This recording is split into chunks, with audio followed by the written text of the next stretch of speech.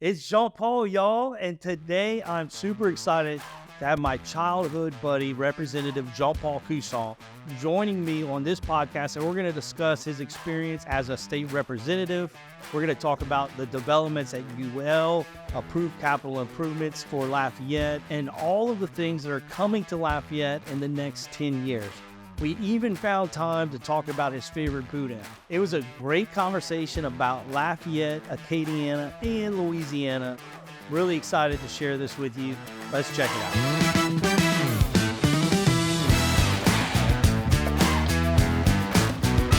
All right, Jean-Paul, y'all. Dude, thank you so much for coming here. Jim? I know we get to hang out a lot, but for those people, our audience who don't really know who you are or where you're from, give us a little backstory of who Jean-Paul Coussan is, where you came from, where's your family, and can y'all cook a roux? Yeah, well, we can't cook a roux. We cook a lot more than that. I was actually born in New Orleans. My mom's from New Orleans, and my mom and dad moved over there when he was going to school. And born in 1978, Jim, same year as you. And then when I was like 2 or 3, they moved to Lafayette, so my dad could set up his practice over here where he was from originally. But I grew up here in Lafayette. Well, your dad, let's talk about him real quick, because he's kind of a big shot at UL. He was a quarterback back in the day, right? Yeah. My dad was born and raised here in Lafayette. He went to Lafayette High back in the 60s. And before that, I think he went to Hamilton on UL's campus because my grandfather was a professor at UL. And so my dad went to school, elementary school on UL's campus. Then went to Lafayette High and was a quarterback for Lafayette High, played with Charlie Malclaw, Ross Brubacher, a bunch of Mahfouz, Raymond Mahfouz, the Bugman. Played with a lot of well-known names around here. And he was the quarterback for Lafayette High on, legendary. One of their greatest seasons that they ever had, I still hear about it all the time. Yeah, there's a bunch of guys that are still proud to be on that team. And I think they went 11-1. They lost in the semifinals in 1965 to Terry Bradshaw, who ended up winning the state championship that year. And then a couple years later, he ended up going to UL on a football scholarship and played for UL. He was a quarterback. Also, some legendary teams under Coach Falkenberry. Yeah. Played with Sheriff Newstrom, played with Judge Hike, Judge McKay out of New Orleans was on the team. Ken Blanchard, who ran Superior Energy, was on the team. Just a bunch of great guys that we're still friends with today. My dad was the quarterback for that team. Then he graduated. He was, he was more than an athlete. He prided himself on being a scholar athlete. So he was an outstanding graduate for that year, 1970, and he ended up going to med school in New Orleans. And that's where my mom and that he had moved when I was born.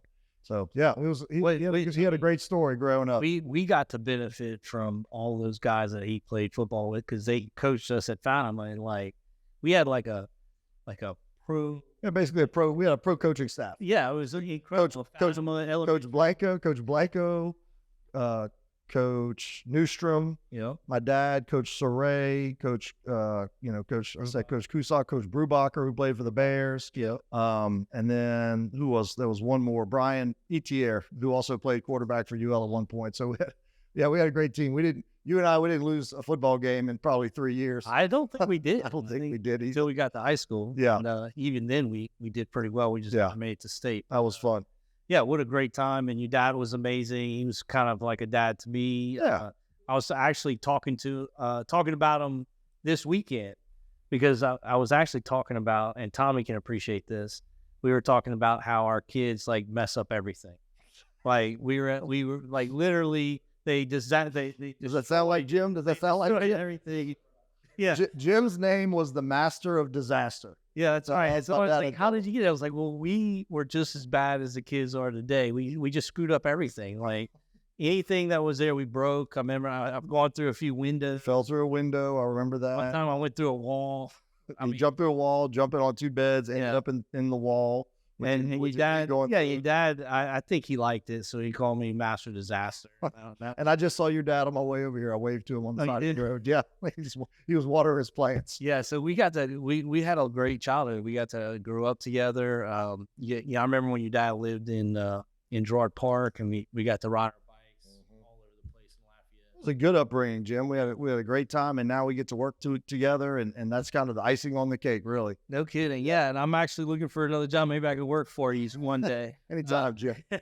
So anyway, like, and another interesting fact is your grandfather, your mom's dad, was a World War II vet, and he has some amazing stories. I had the privilege of meeting him a few times. Yeah, Harry Becknell. Yes. And he lived in New Orleans, and actually both of my grandfathers fought in World War II. One of them, the Coussan, was in the Pacific Theater.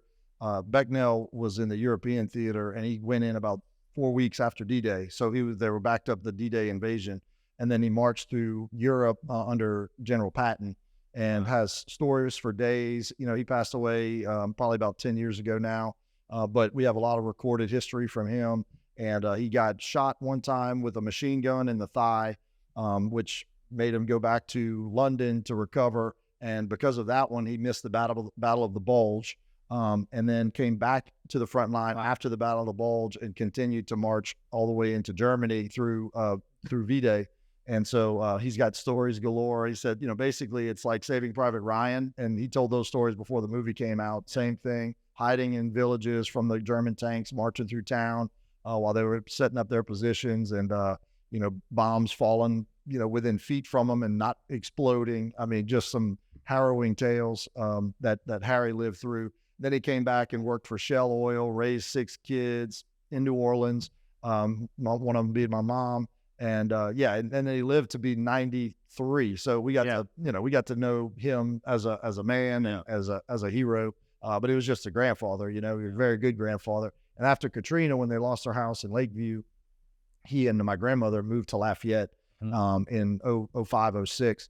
And he basically said that he wished he'd moved here 20 years earlier because he loved Lafayette so much. Yeah. You know, he worked out at 90 years old. He was working out at the gym with my mom. He would go to La Fonda's and have their fried chicken, and just really enjoying it compared to Lakeview, which was a great place to live, but it didn't have quite the life that he had over here, even as a 90-year-old. Yeah. So though they loved Lafayette, my grandparents, the Becknells, and so yeah, we miss them, but they were awesome, good people. They're great. Harry and Jack. Yeah. Well, so you don't have anybody in your background that I know of that became a politician. You know, like I know at one point you were thinking about becoming a doctor, like back in high school, college area, and then what was the moment that you got a good memory, Jim? Yeah, well, we were both at some medical camps and stuff. We were both going to be doctors one day. And National Youth Leadership Forum on Medicine. That's right. We were in that's who it was. I forgot. It was a youth leadership program. And everybody that was on the trip with you became a lawyer. Yeah. It was me. Well, it was a little depressing because like we were talking to the residents, and like every one of them had gotten married in a divorce. And I was like, you should never do this. It's miserable.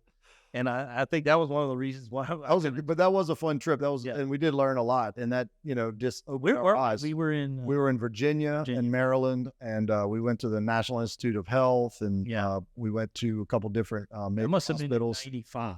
Yeah, that was the summer of 95. That was the summer of 95. But anyway, so like we got a lot to get to, but I want to talk about you know how did you choose to be in the political field? Like what drove you to run for state representative?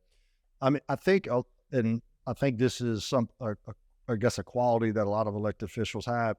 I was just drawn to service, and you know, you actually played a part of that when I moved back to Lafayette after I finished law school, and I took on a regular job working at an oil and gas law firm. And, you know, you called me up and you said, hey, I want you to serve on this board with me, if you recall, at the Faith House. All right. And so we started volunteering at the Faith House together, and ended up serving on that board.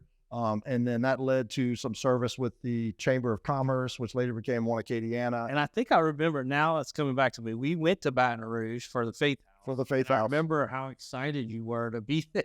I was like, well, I don't see what you're talking about. We were lobbying for an appropriation. That's right. And so Billy had asked us to go over there, and executive director. executive director of the Faith House. And so, yeah, you and I sat on the side of the House floor, which is where I take you and all of your colleagues when y'all come to the legislature now. Same exact spot. Right. We sat there with whoever our representative was at that time. And I think that's the time I knew. I was like, well, you're definitely getting into politics. Yeah, and that was maybe my first forte over there, as an adult. And so as you can see, I'm telling you, you played a big role in that, not only through the service element of Faith House, but also, like you said, because we went over there. Jean-Paul owes me. We went over there for legislative issue.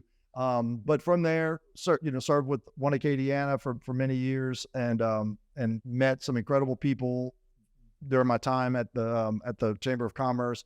A lot of bankers, bank presidents, business men and women, and so I just started my network started growing a little bigger, and then right when I was 28 or 29, I ended up getting appointed to the Cajun Commission, which that's a board that a lot of people don't even think about, but about 5 or 6 commissioners, and you're the regulatory authority over the Cajun Dome, which is part owned by the university, state of Louisiana, and then has appropriations from the city of Lafayette. And of course, we all know what the Cajun Dome brings to the table from an economic development standpoint.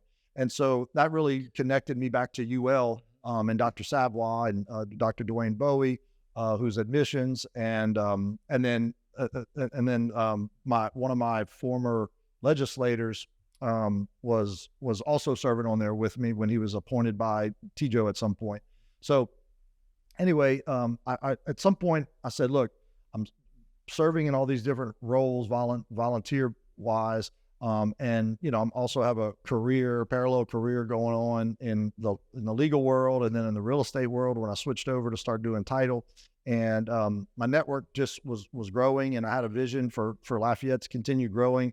And so ultimately, when we saw that there was going to be an open seat in the legislature from Joel Robideau being term limited, I said, well, that's going to be the one that I'm going to take my shot for state representative. And so that's when the decision was made to run back in 2013. I think I was probably 34, 35 at the time. And the election wasn't for another 2 years. And so I was able to put 2 years of organizational and outreach into place, continuing to do all the things that I was doing before, on the boards and commissions and my career. And then at that time, we started having kids too, so that just added another element. And so, at one point it was just like, look, how do I serve Lafayette the best? How can we continue to grow and be a part of the real estate deals that I'm seeing as part of my career? How do we get to be where we're, basically incentivizing people to move to Lafayette to do these deals and to, grow their businesses over here? And that's when I decided to run for office. Well, it's interesting you mentioned the Cajun Dome, because I see the Cajun Dome as like, a monument to some, our past politicians who actually made stuff happen, right? Yep. You know what I mean? And, that, like you said, it's definitely a huge economic booster, and it brings people here, and we need more of that, it just seems like, over the last, and I don't want to get too deep in it, but the last, 4 decades, we really haven't had any big movements in bringing, projects like that to Lafayette. I mean, dude, it's been almost 30 years since we did any kind of major development in our downtown. And we're about to talk about some projects that are coming. But the last major movement that we had in,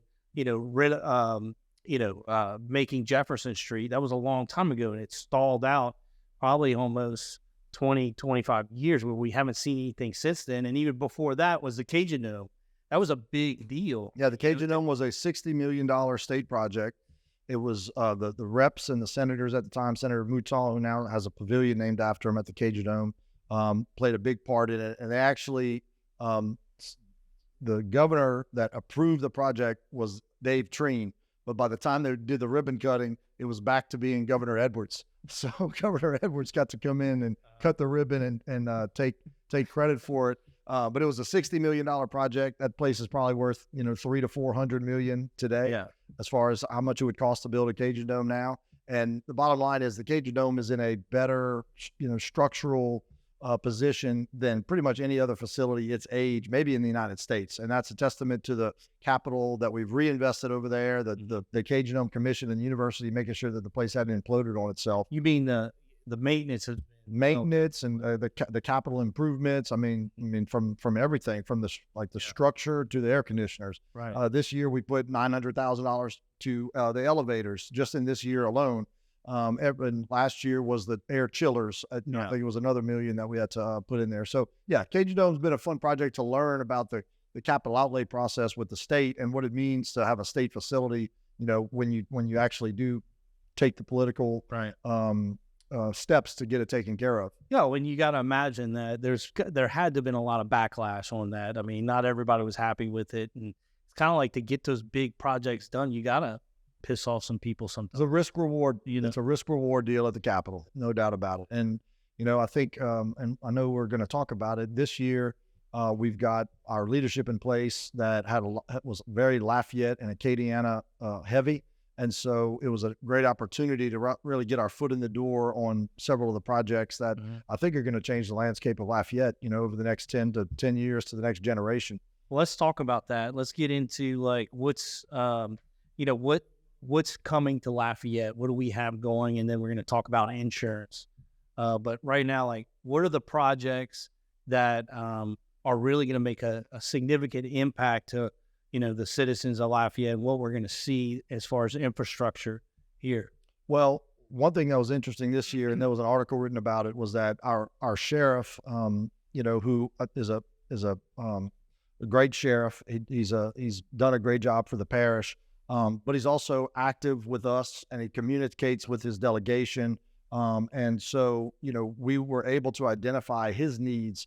And so by the end of this session, I was told at one point that there's 63 sheriffs in the state of Louisiana, and our sheriff for Lafayette had gotten 40% of all of the money that all of the sheriffs had gotten. So we got really our disproportionate share, and much of that has to do with building a new jail. And so we have begun the funding process for building a new jail off of Willow, which would mean that there would be a process of demolishing the jail downtown or doing something else with it than housing inmates. Because it's pretty much, outlived its useful life, and there's no other way to take care of the inmates, properly down there, like they should be, on a best case scenario situation. So one of the major projects is talk to Josh Guillory. He thinks that's going to happen next year. I mean, it's a big deal. Yeah, that's huge. We've got everybody lined up to do it. It's amazing. It's amazing. We can, is there anything in our way that's going to stop that from happening? Well, I mean, if we get the project started, every project that's shovel ready is going to be better than something that's just theoretical, but you got to do the engineering and the planning and the land issues. I mean, but now ultimately it's, we've got local issues, we've got state issues, and everybody's on board. So we're all working together right now, and that's a good thing. But yeah, it's funded through the state, which, depending upon, when the project starts, typically once you get a project started, then it will receive the money. It's a parish jail. It's a parish jail. So the parish owns the land. So is the parish going to sell the land to the city or to a private partnership or to redevelop what's down there? I don't know the details of that. Yeah. Okay, so you got to imagine that back Sheriff Newstrom had a vision, and he already built that facility on Willow. I know it wasn't called a jail, but I'm assuming. He built a facility out there, right? But there's going to be a major expansion. I mean, we're talking a new facility on top of what's already out there. So on the same spot. Yes. So same footprint. Same footprint, just bigger. So they're going to tear that down. We're talking $60-70 million that was in the budget this year, capital outlay budget. That's awesome. It's a big deal. That's huge. It's a real big deal. I mean, that's one of the things I'm most excited for, not just because of the jail, but because of the downtown. Yeah, that's exactly right. That's why I think you would be interested. More movement downtown than we've seen in the last 3 decades, and to get that out of the downtown area is only going to it makes more it just makes it open to more development. That's right. Versus having a jail in your downtown. And then we also put in the budget for $6 million to finish renovating our current courthouse. downtown, and I know your mom used to work there. You know the issues that they've had security wise, but that redevelopment of that courthouse, should give it some more useful life, because it wasn't in the cards to build another courthouse downtown. Right. So the $6 million should go a long way to finish renovating the existing floors and doing asbestos abatement, so on and so forth, and the expansion of the DA's office and the clerk's office and all the courtrooms. But and so the judges don't have to get in the elevators with the inmates that they're about to go to court with. And then look, we've got projects across the city. I think one of the biggest things this year was we started the funding to expand Verrott School Road from Ambassador Caffrey all the way to the Youngsville roundabout at 92 to 5 lanes. We put in, I think that's a $50 to $60 million project as well. And we put $2 to $3 million of that towards the engineering and planning to get started right away. And I mean, as everybody knows how long it took to get the Verrott School Road project done just where it is right now, this one is going to seem like lightning speed once we get this done. So, for a lot of us who use that road on a daily basis, that's going to be a big time change and an asset to the community, especially while, Youngsville and Broussard continue to grow. We've got a ton of UL projects that are going to change the landscape.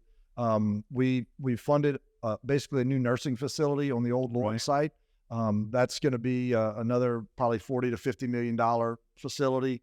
Now, is that going to be? Isn't that going to be in one of the existing buildings or the historical? That's an addition. That's an addition. No, I'm saying the one that's already acquired that is going to house 70 to 100 new nursing students. There was an article written about that the other day. Yeah, that building is being renovated right now. Yeah, that's the where the old orphanage. Orphanage. Yeah, so it's right next to St. Mary's Imaging Center. Add more. Yeah, there's going to be a new building on the place of the old Lord's Hospital. That's going to be another part of the nursing school, and then they're going to we funded a building that could house a new medical school. Okay, really? Yeah, that would basically be able to expand upon the residents that come into Lafayette right now that go work at hospitals, university hospitals, and clinics. We got a lot of residents that come through here that a lot of people don't realize. And so if we are approved for a new med school, much like Xavier University in New Orleans was recently approved as a med school, UL would be able to house those students there for further instruction besides just the residencies that they're doing at university hospitals and clinics. So that's huge. I mean, just to say that we would have. Did they actually? Do they own all of that property on St. Landry to St. Julian? Believe that the deal has already been done. Yes. Sealed. Yeah. So, either that or that it's been approved. I don't know, technically if it's actually been signed, closed, but they worked out all the hiccups have been worked out. The deal was struck, and I carried legislation to approve some of the land transfers between UL and various religious organizations, because a few different organizations were in place. And so anyway, it was an exciting time. I was happy to be a part of it. Incredible. So that's going to be, are they going to just continue with their master plan that they did 10 years ago? Yes. It goes down. Yes. So they're planning on St. Mary over St. Mary, St. Landry, all the way into the Black Coliseum. Black Coliseum area, then back to the Cajun Dome. Oh. And then I know there's been a lot of discussion about the Performing Arts Center. We funded the beginning of the Performing Arts Center facility to be located in that same area that we had discussed and that has been discussed over there off Cajun Dome Boulevard. That's changed a little bit, right? They're doing another survey, or there was something wrong with the survey that they did. Is that? Well, whatever those things are going on, in the meantime, we funded it to be on UL's property, because that's the only way that the state can be involved with funding that facility. Otherwise, it would have to be, other means of, transactions. But the state, it'd be harder for the state to do the deals with private entities anywhere else. Dealing with the state property coming from the state, it's more of an ongoing, could be a better ongoing relationship between. It just seems like you move the court out. I mean, the jail, you could put the Performing Arts Center right there downtown. Keep working on it. But I mean, that's owned by the parish, so, Yeah, but it's fair enough. Yeah. I'm just curious because I mean, what I've heard is that they did some type of survey, but there's some people that were objecting to it. But you're saying that the only way to get the money that y'all have approved is to do it on a UL property. That's my understanding. Okay. Well, and then we have the whole university corridor going from I-10 down to I think it's going to stop at Willow right now. Yeah, we funded Willow, so the way down to Johnson eventually. So the state funded I think $10 million. I think the feds may have thrown in some as well. But yeah, it's basically a beautification project for Highway 182 because university is technically Highway 182 from the interstate all the way to UL's campus. And to try to continue to redevelop a lot of those properties. I know Bottle Arts lofts are around there, or one of the that's on Congress. What's the one on the corner of Cameron? It's where Four Corners. Yes, it's another. I don't know what the name. It's another project right there, but they that's not part of the state funding. That was local and LTFA and all that. But that's part of the overall vision is to make that a gateway into Lafayette. But back to UL. We also funded a new engineering building, which is going to be amazing. I mean, UL continues to be at the forefront. I think that's going to be on the campus itself. Okay. And then a renovation of several of the historic buildings all across campus. And then we did a major investment out at the Primate Research Center out there in New Iberia. To basically. Have you ever been out there? Yes, I've been there several times. It's amazing. Yeah, it's amazing. I mean, they played a major role in the COVID research. And they could only take their research so far because of the security level that they were approved. But these upgrades that we're funding should allow them to get to the next level of security, which would allow them to see further research, throughout a lot of these issues that we're bound to see, in years to come. And so besides that, the UL designated as a research level, that they've never seen before. UL seeing more research dollars come in, almost more than LSU at this time. So Dr. Ramesh Kalera has done an incredible job on the research funding side. And so you're going to see people that want to come over here and work for the university, and then that'll attract the best students in the country. Is it really just a matter of like having somebody like Dr. Ramesh who's like invested in trying to capture some of that money? Absolutely. I mean, it's like affirmative, proactive steps, to go after the right researchers, to go after the right pockets of money. It takes that type of effort and focus. Yep. And you got to have the right project, the right research, like you said. Yeah. You got to attract it's like a chicken and egg type thing, but he's got some great people in place right now. One of the other major things that we funded, for all of Lafayette is we put another $100 million towards I-49, south, which technically is from Lafayette all the way out to the West Bank. And so that $100 million will be on top of another $200 million for the connector and everything else that we need. Yeah, so let's break that down. Y'all got $100 million for I-49 from where? Basically, it's described as for I-49 South. Okay, as the answer. But the most shovel-ready of those projects, it's going to take I-49 and then where it turns into 90, just go all the way. It's going to become I-49 all the way to New Orleans, basically. That's correct. But I mean, there's a lot of you have to do a lot of interstate upgrades when you talk about going all the way to New Orleans. Yeah. Lafayette has the most significant issue with our connector going through the middle of downtown. But my understanding is that they're breaking that down into 3 sections. The first section is the one from I-10 basically to the railroad track, where that gas station is, racetrack.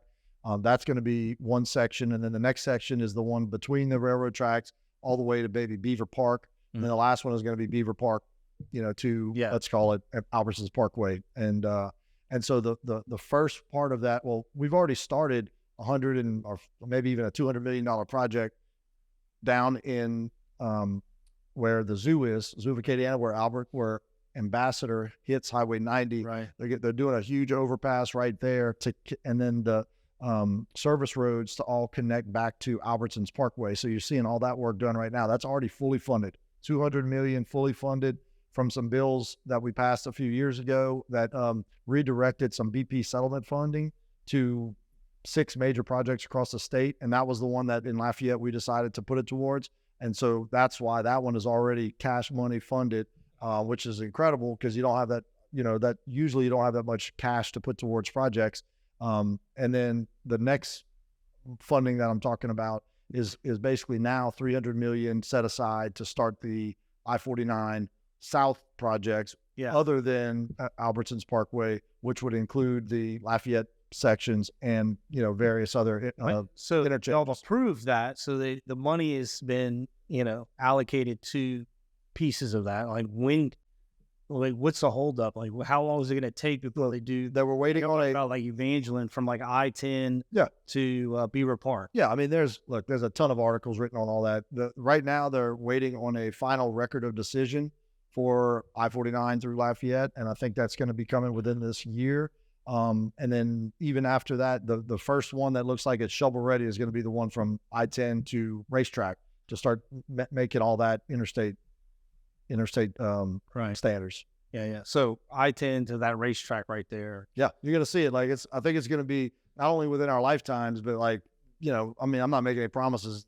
Everybody knows dealing with, highways and DOTD and funding, but I think that one's going to be relatively soon. So Jean-Paul Coussan is promising this. No, I'm not promising anything. No, I would say within 5 years. Well, I mean, I would say within 5 years, but I mean, we're going to see, we're going to see the Ambassador Caffrey interchange done within 2 years. I mean, so it's going to be a process. Lafayette is going to see significant construction on roads, including what they're doing right now on the overlay on Pinhook. That was all funded in the last 2 years when the Lafayette took over the road from the state, because that also is Highway 182, but now it's just taken under the city rather than the state. But part of that deal was to put some money towards this overlay project. We also funded widening Pinhook right in front of Cafe V, where that's going to be 5 lanes instead of 4 lanes, because if you notice, there's no turning lane across from Cafe V and that little hotel right there. Yeah. So that's all being planned and engineered right now. Yeah, I guess they're gonna have to figure it out, because it's such a narrow space. You call one of our friends at DOTD, bring him in over here. He'll tell us how to do it. We should call him. And then you're gonna see Bendale Road right at Edie's is gonna be widened right there to make that turn onto Pinhook a little easier. And so and then we've got funding for the roundabout at the end of Broussard, where it hits Highway 92. I think there's a red light and a gas station right there out in Milton. It's always backed up, in rush hour. So that's going to be a giant roundabout, much like Broussard at College Saloon. Really? Yeah, that's going to be a giant roundabout right there. That should alleviate a lot of traffic. That's being engineered right there. So yeah, it's going to be an exciting time to be around. So, I mean, it seems like, correct me if I'm wrong, but we went from not having any money, and it seems like we've got an influx of money. Yeah, we had a huge surplus this year, and that's what is that from? That's from leftover CARES Act money from COVID, and then infrastructure dollars from the feds, federal dollars. Like we made more money. It's like we got more money. This is the taxpayers' money being put to projects, basically that are shovel ready, and in Lafayette, where we're growing, particularly South Lafayette. This is going to be game changer. So we put it to good use. Well, it seems like more projects than we've seen in you and I's lifetime. A lot of capacity. It's going to be whether or not the DOTD and their contractors have the capacity to get this done. And there's been a lot of testimony about that. And then from what I've been told, everybody's ready to roll. Like, let's get it done. All right, so let's talk about insurance. Insurance, it's affecting our sales and affordability for houses, because a house that was affordable is no longer affordable because insurance is going up. Which 2 years ago, we had your constituents and the public, screaming and yelling at all of the big bad insurance companies because they weren't paying fast enough. And now we're literally begging them to come back to Louisiana. What's the plan and what's the strategy to reduce the insurance costs and make it more affordable so that, people can, afford to insure their properties? Yeah. So from a public policy standpoint, you are exactly right. You have to walk a fine line of coming down hard on the insurance companies who are slow paying the policy owners, the insureds, but at the same time wanting them to continue to write insurance in the state of Louisiana. And, we had catastrophic storms, Laura, Ida. And, after all those came through, several of the insurance companies that were here pulled out completely or went belly up, leaving a lot of our constituents, and I'm talking from that standpoint, but to move to the last resort for insurance, which is Citizens. And, it's expensive to be on Citizens. So since then, we have, taken some steps to try to get the marketplace back to where it is, inviting, in the state of Louisiana, which, look, a lot of this is just free market taking place. And if they're trying to make money as a company and they can't do it because they can't charge the premiums that they can charge based upon the risk that they face, then they're not going to come here or they're going to leave. You can see we've already had, I think, insurance companies pulling out of Florida at the same time. There's pulling out of Louisiana. So, we basically have to walk a fine line. What we did this year in a special session in January was put $45 million into a project that's being run by the insurance commissioner, Jim Donelon, where that money is being used to incentivize companies to come into the state of Louisiana, or even the ones that are here, to write more policies, as long as they comply with whatever the rules are for the program. And I think at the time that we voted on it in January, there were 9 companies that were interested in taking part of the program. And when a similar program was put up in place after Katrina, I think they had $30 million available, and there's articles written about this as well, but I think it ended up taking about 20,000 policies off of Citizens.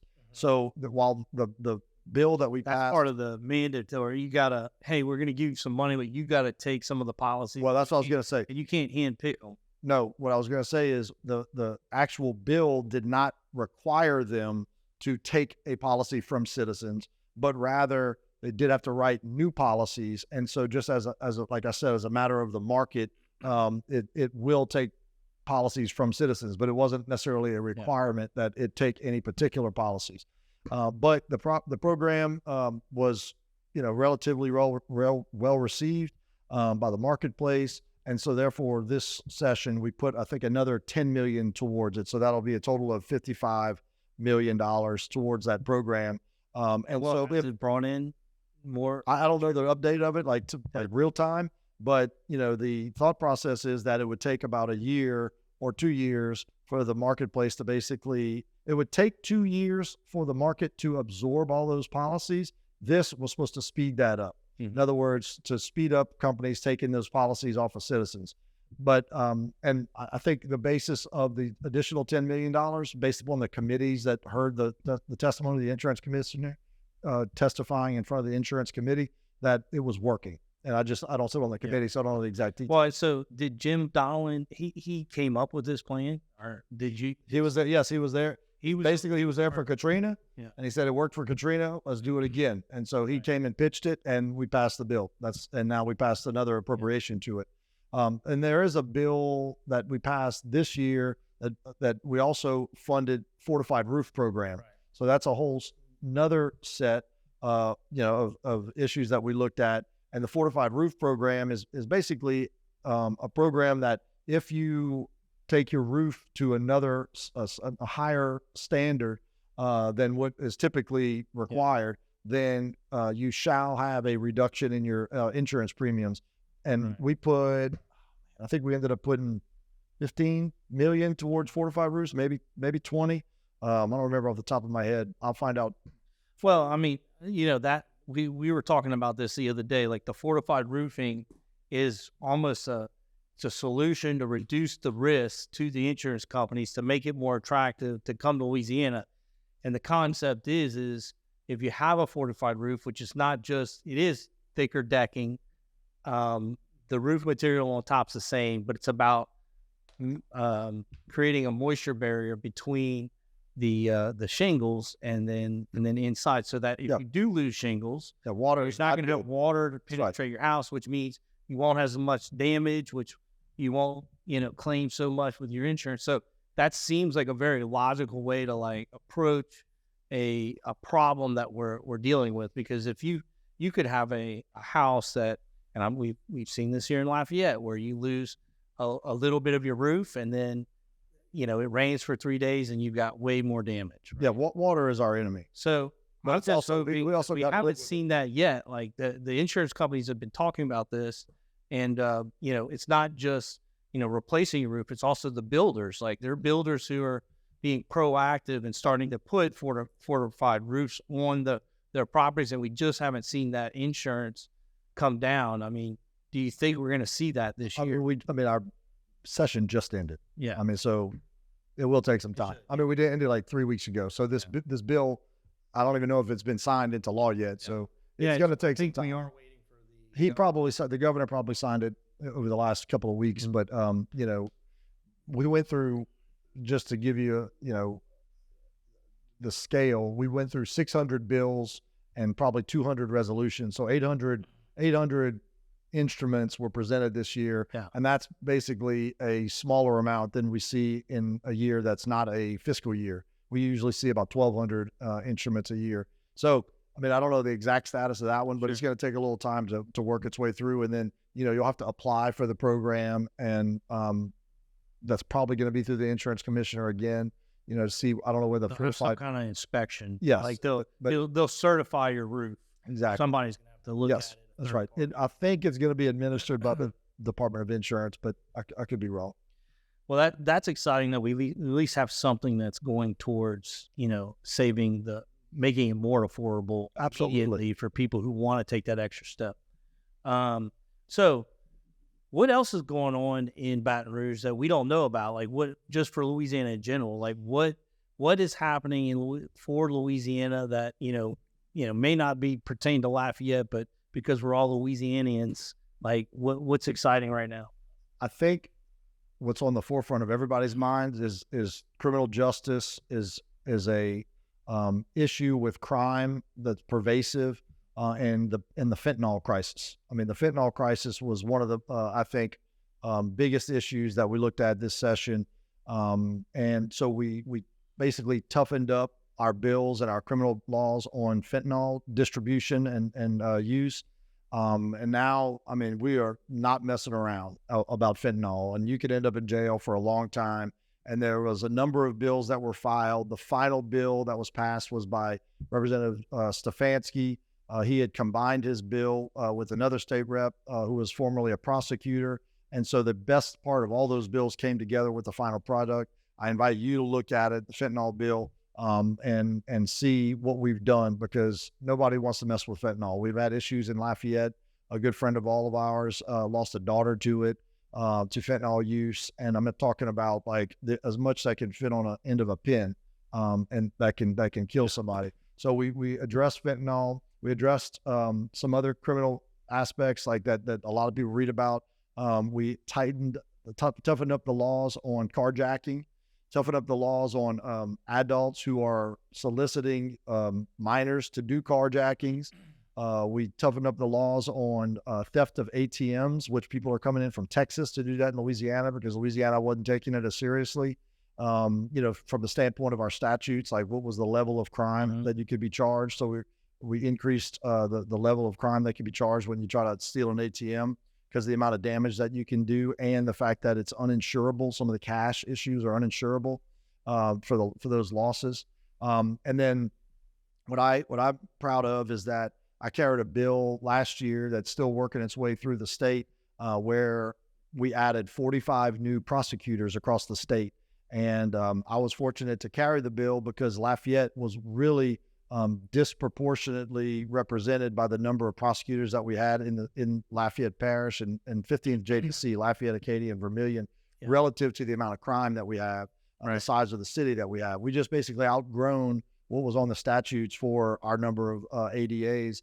And it seems relatively simple, but it's really a monumental process when you're looking at all the ADAs across the state, all the district attorneys, and then the funding, and trying to get everybody on the same page as to where to put those ADAs. And so we basically broke through and added the first state-funded ADA since 2011. And even in 2011, it was not accomplished at this level. So Lafayette got an additional 9 assistant district attorneys.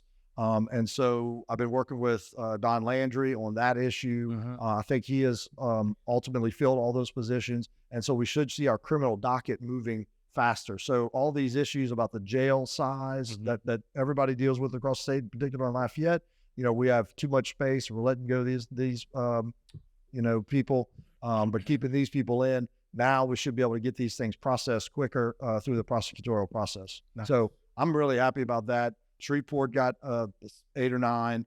Baton Rouge got 8 or 9. Orleans Parish, as everybody knows, they are in the belief of a lot of folks is that they're not prosecuting to the full extent that they could of the law. A lot of people say, but so they didn't get any additional ADAs. They do have the most in the state right now. So we didn't it was a rifle approach rather than a shotgun approach. And we put it to where the DAs decided that they were most needed. And we were fortunate in Lafayette to get most of them, or a good amount. Well, that's really good news because we got to move things forward. I mean, we've had somebody commit some crimes that, they committed more crimes before they were even prosecuted for the first one. Yeah. And look, that's part of the community. Yeah. If we're going to grow and we'll be attractive to businesses, people look at our schools, they look at our, and they look at our crime rates and this might not lower the crime rate, but at least people will start understanding that there will be penalties to face if they do commit crimes. Well, before we move it, because I want to get to, your title business and title insurance and talk about that. But before I want to talk about Lafayette in general. Like if you could wave a magic wand in 10 years from now, what do you think Lafayette's going to look like, feel like, and be like? I guess that would be 2033. Well, we're going to have a world-class higher education system. We're going to have a very competitive business environment. We're going to have diversified industries, and manufacturing is still going to be way at the top of all that, including for the oil and gas industry, because everybody knows the energy industry ain't going away for a very long time, despite what you might read. And Lafayette is going to be the Louisiana centerpiece of that energy transition and the industry that we're in right now, including for offshore. I see our communities growing. I see, like I said, the infrastructure that we're trying to put in place right now. I don't want to be playing catch up. I want to continue to try to be ahead of the game. We look out at our, the loop around Lake Charles, the loops around Shreveport. How does, Kenner get the Power Avenue, road coming down into the interstate? Those are all decisions that someone's making that are prioritizing these projects in these areas. And so in 10 years, the next 10 years, I want to make sure that Lafayette, right now we are the fastest growing parish to the west of the Mississippi. I mean, there's no question about it. We've added 20,000 people, and that might not be as much as other people around other states. But relative to the state of Louisiana, we are growing. And so we need to be the center of attention at the legislature relative to being the center of economic activity in this part of the state. And it's interesting to see that, we are growing, but we're growing mostly from outlying parishes moving to Lafayette. If you look at the stats, it's not like we're losing more people to Houston, Texas area than we're getting people from Texas. But Lafayette Parish is actually gaining most of their population from St. Martin Parish. Well, St. Martin has stayed relatively flat. Iberia has lost. Vermilion has lost. But we do have a lot of people from, outside of Acadiana that are moving to Lafayette as well. And, see the big jobs like the big manufacturing facility in Broussard that is now doing the PPE. We see the Halliburton facility off of Pont des Moutons that has, 800 to 1,000 people. I was excited to hear. Vermilion Parish is getting Amazon. Hopefully that's going to be a huge project. We've got some major industry looking at the Port of Iberia based upon the funding that we've provided to them to dig the canal deeper. And so we'll have more industry coming in through that, through that port, which, like you said, they've been talking about that for 2 decades. We funded it. We Yeah. funded it. We put $60 million towards it. And that project, should proceed nicely. And there's some major interest in the Port of Iberia from some international companies. And so all we can do is what we can do. I mean, and we're going to have, whether Lafayette is growing because of any of those reasons, we have to make sure that we have the infrastructure. And I count that as the center of Acadiana because we'll have the retail center for all of that. So, but I think from a standpoint of state growth, look, we've got more tax reform that we need. We have a bill in place that's already passed that, we're trying to reduce the income tax rates across the state. When we passed it a couple of years ago, the Wall Street Journal had an article that says Louisiana has tax reform breakthrough. And that was just the first step. I think if we were to get rid of our income tax, we'll be even more attractive to businesses because a lot of our, competitive states around us have zero income tax. And look, I think their other taxes, probably are also things that we don't want to necessarily see. Whatever they did replace their income tax with might not be what we want in Louisiana. So we have to look at all those issues. They apply sales taxes in Texas to a lot of services. We don't apply sales tax to services. We also don't apply our sales tax to pharmaceuticals, to drugs, to groceries. We don't pay sales tax on groceries. That's all in the Constitution. So other states that don't have income taxes may apply those sales taxes elsewhere. I don't think we necessarily want to do that, but we have to figure out how to get rid of our income tax completely. That's going to be a big challenge for us to make us more competitive. We also have to get rid of our franchise tax. We took some big steps. There's only we eliminated companies, I think with less than $300,000 of value completely from franchise tax a couple of years ago. We did some more work on the franchise tax this year to reduce it. And that was Senator Alain who passed that bill. Franchise tax is something kind of that, puts us on as an outlier. And then we have to get back on the ITEP issue. Governor Edwards has kind of thrown a monkey wrench into the ITEP program, where we've used that to incentivize major capital investments across the state to kind of offset the issues with these income taxes and other, draconian things that we have. And he's kind of thrown a monkey wrench into that. I think we'll be looking at the ITEP again over the next couple of years to see if there's something we can do to continue to make that attractive for businesses to move in the state of Louisiana. So I think it's not going to be a small project by any means, but I think we've, moved ourselves in the right direction. I think we've got some really good, public policy advocates out there that are assisting us, because we all have our own professions at the legislature, serving as part-time legislators, but we're not going it alone. I mean, we've got a lot of good material now, and I think we really have some legislators that are taking some deep dives into the tax policy that's going to put us on the right footing moving forward, so we can continue to get people to move in and not out to Texas. Yeah. Well, I mean, I have to say, I think that, we're on the right path. We've got an opportunity because you have this influx, this surplus to really do something with it. That's a one-time money. Yeah. It's one-time money for one-time projects to put us on the right which footing. we've got to take advantage of it and get as much of it as we can so that, 10 years from now, we're not, we don't have more infrastructure that needs more work. Yeah. And look, you got to weigh that, you don't want to grow government at a rate that's unsustainable. I think, because of all the administration of all that funding, we're probably at around 5% growth rate for state government, which is probably a little bit more than we want in order to administer a lot of those projects. The hard part is once those projects are over, to cut back. That's exactly right. Come back down on that budget. That's right. Well, one of the big issues this year was, what are the recurring expenses that were growing?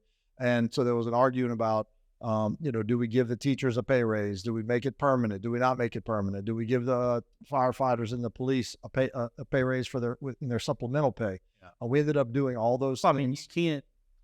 Yeah, I mean, it's permanent. You can't take it away. Well, yeah. So what we did, technically, and I'm agreeing with you. Technically, we made it's not permanent, but you can't go backwards. Yeah, technically, the way we did it was because the MFP formula that the Bessie had proposed had a couple different pockets of money in there. One of which they probably didn't need as much of as the teacher pay raise, but there was no modifying that. So we had to go up or down.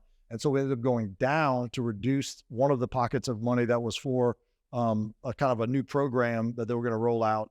But we kept the teacher pay raise that they proposed the same amount. But when you take it out of the MFP, which is what we did by voting it down, it put it into our regular budget, which is an annual budget. So you're exactly right. We put it in our annual budget to give the teachers their pay raise, and then put a resolution in place that basically said, hey, next year, y'all got to put it into the funding formula for MFP so that they and adopt it. Yeah. To keep giving. That's exactly right. And so, that was why it ended up as a, we call it a pay raise, you call it a stipend, but like you said, I think it's going to be in there because next year the MFP formula that's presented is going to have the amount of money in there, which we'll vote up or down on after he goes through committee.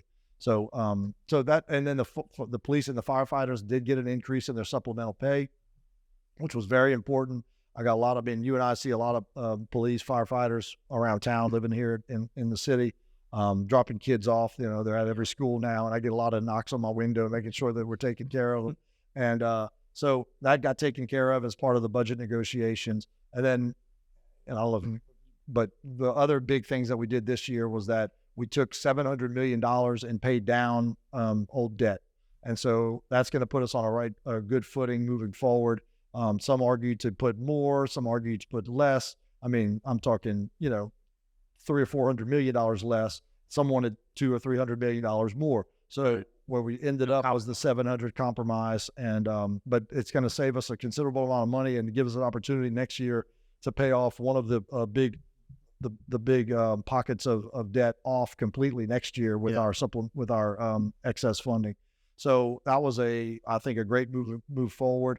We also now have record amounts in savings in the state of Louisiana, both in our rainy day fund, which has over $1 billion in it, and our I think it's called, forget the name of the next one, Revenue Stabilization Fund has over $1 billion. I think it's $1.7 billion. Both of those funds together didn't have $100 million in them 6 years ago, and today together they have $2.7 billion. So these are efforts that we've made, that moving forward will put us on a good financial footing. So, but like you said, it's all about it's turned around completely because, like in 2019, we were in a bad. It was rough. Yeah, we had several rough years from 2016 through then. So you pay attention, as much as anybody. So yeah, we've done what we could and tried to have conservative budgeting practices, and haven't always been perfect. But every year you learn a little bit more, you do a little bit more. But you also have constituencies like, I say the big constituency this year. The teacher said, "Hey, this is the time for the pay raise, and we're all on board with it. So let's get it done." So that was kind of the one part of the budget that was, a growth aspect that is recurring, as opposed to the projects that you and I are talking about that are the one-time projects that we're trying to take care of with this, blessing that we have with more money. So a little bit more difficult question, and I don't know if you can answer this, but it looks like we're heading in the right direction. However, we are way more diverse as far as our economy than we were back in the early 2000s and and the 1990s and 80s when it comes to oil. And we have, you and I both have lots of friends that are in that industry.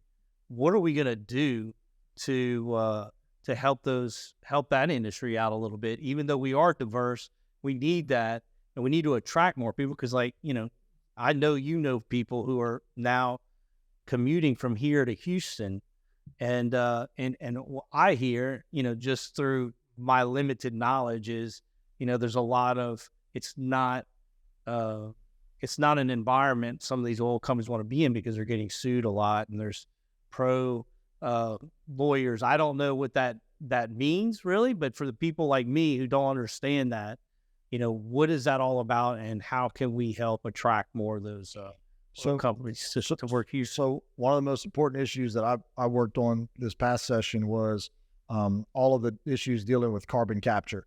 And, there's a lot of different varying opinions on, whether carbon capture exists only because of the tax benefits. At the end of the day, carbon capture is an oil and gas project. It is an oil and gas project, and it requires oil and gas service companies, oil and gas engineers, oil and gas landmen, and our workforce to accomplish. Carbon capture? Carbon capture is basically capturing the emissions from our petrochemical industry and putting them back into the ground through injection wells, and finding the necessary geology to do that, which is favorable in the state of Louisiana. So Louisiana basically Really has a opportunity that we're even ahead of Texas, from our, like I said, the regulatory framework put in place many years ago, incidentally, that we've tweaked over the last couple of years. They the carbon and dioxide, and then they push it down into an injection well, just like a normal injection well that puts stuff back into the ground in an oil and gas operation. But instead of, putting stuff down in order to pump the oil and gas back out, so you're not putting something down to get an extraction, you're trying to find zones that are basically depleted or that don't have oil and gas, and you're now putting it down there for it to stay within liquid form, or is it like a liquid, or is it an air, or what? What they're doing at the plant site, it'll be turned into, I think it'll be a liquid. Turn it into a liquid. Yes, to pipe it down. Then you pipe it, and then it'll be it's my understanding. But you'll have to have a good. I saw something in something similar, but a little different, was in on the news the other day, and I think it was in Iceland or Greenland. Yeah, and they're taking it and they're sending it down and turning it into stone or rock. Well, once it gets down at the high pressurized levels, 5,000 feet below the surface, then it turns into a solid. So you're exactly right. Comes out as a gas. I didn't know Louisiana was. Yes, we're at the cutting edge of it, because we are a heavy emitter. So the emitters, the petrochemical industry, are basically saying, hey, if we're going to be an emission source, then we need to figure out what to do with our emissions based upon the EPA standards and based upon the tax credits that they're now giving in order to do. So that's going to help the oil companies, oil industry, because it's going to create jobs, more drilling to get it back. Yeah, for every basically carbon capture project, you would have at least one injection well, plus you're going to have a bunch of monitoring wells that are going to be drilled down to make sure that the area that the plume, goes to is tested. So how far your plume of gas from 5,000 feet is expanding. So it's a really interesting process. It is tested. I mean, it's not new technology. The technology has been around for decades, but it has been an issue because basically there was bills filed to stop it from happening, carbon capture in certain parishes, bills filed to stop pipelines, from happening through a carbon capture project, because certain pipelines would require, you to get rights from landowners, and maybe you're the last landowner. So there's a law in place that says they might be able to use that to get eminent domain. So there's bills that were filed to protect against eminent domain.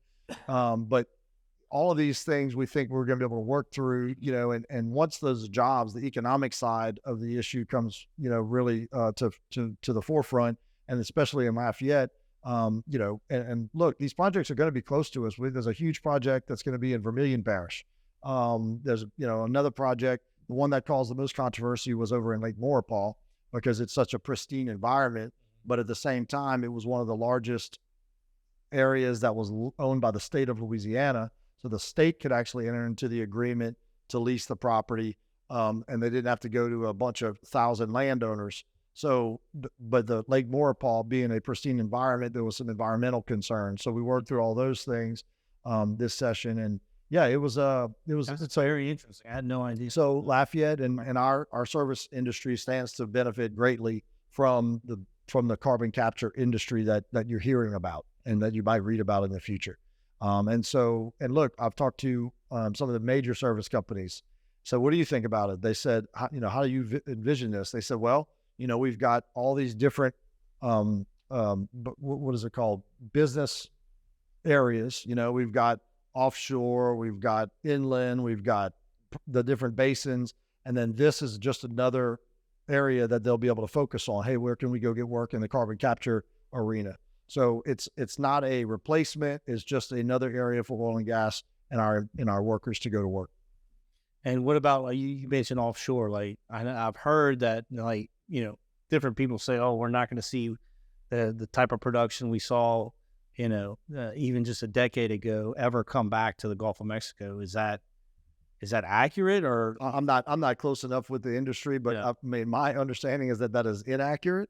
I'm not in that industry is all I'm saying. And I'm sure that somebody could be right here and give you some actual data, but just anecdotally, I don't think I that's know you accurate. talk to all those guys in Baton Rouge. I just don't want to misrepresent anything. I don't Also misrepresent. getting leases, and signing leases. No, but my point is, you could have somebody in here tomorrow and say, "Yeah, we just canceled a $100 million barrel deal." I have no idea about that. Yeah. All I'm saying is that my understanding is that the Gulf of Mexico is a attractive place for investment because of the cost to produce oil is less than in other, politically, unviable areas and environmentally unviable. I mean, what you were alluding to earlier, which is hurting our inland and our marsh production, is we have lawsuits pending based upon coastal erosion, and so that's the coastal lawsuits.